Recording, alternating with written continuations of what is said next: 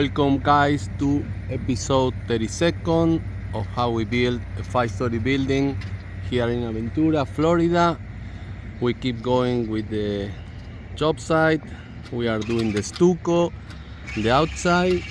Here you can see how they are preparing the corner bead, all the plastic molding that they had to install before applying the stucco. And you wanna see on the north side that we already did that wall. We are preparing the west side now, and we're gonna keep going around.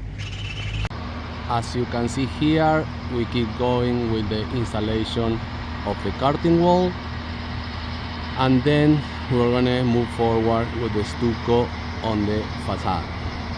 So please subscribe to the channel, hit the like button, the notification bell to have more updates on how we build this 5-story building.